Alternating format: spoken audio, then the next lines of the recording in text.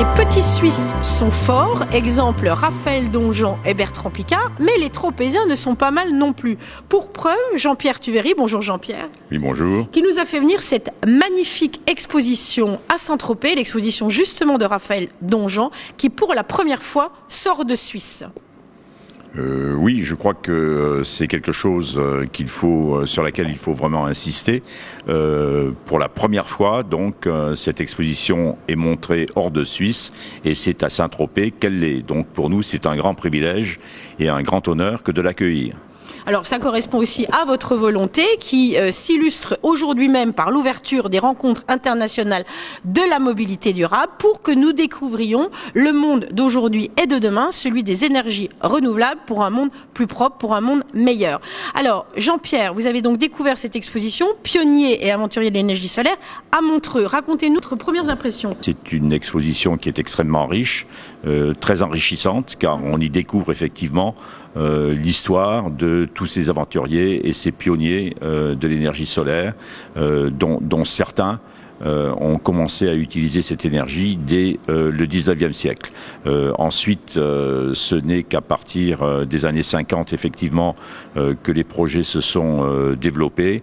Le projet, évidemment, le plus impressionnant, c'est le tour du monde accompli donc par Raphaël Donjean et son équipe à bord donc du Planète Solar que nous avons derrière nous, voilà. Et qui est quand même le premier tour du monde qui a été réalisé de 2010 à 2012 uniquement donc en utilisant de l'énergie solaire, c'est-à-dire des énergies renouvelables. Alors effectivement, 19 mois je crois de tour du monde par ce Suisse qui au départ est donc ambulancier et qui a un rêve plus grand que lui mais qui trouve des gens qui le suivent. Alors vous finalement Jean-Pierre, est-ce que vous avez aussi une âme d'explorateur ? On a tous une âme d'explorateur et il y a un certain nombre de choses que nous aurions aimé faire dans notre vie, mais que malheureusement les circonstances ne nous ont pas permis de le faire. J'avoue que si j'avais pu naviguer sur Planète Solar, eh bien, je l'aurais fait avec un très grand plaisir.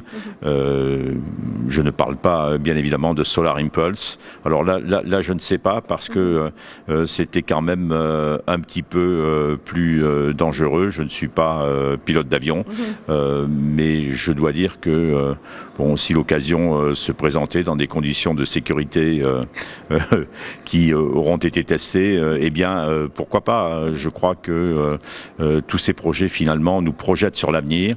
Ils permettent donc de développer les technologies existantes qui nous permettront, je pense, si elles sont utilisées rapidement et efficacement, de relever le défi du réchauffement climatique qui nous concerne absolument tous et sur lequel nous devons tous être mobilisés. Merci Monsieur le maire. Bonne soirée.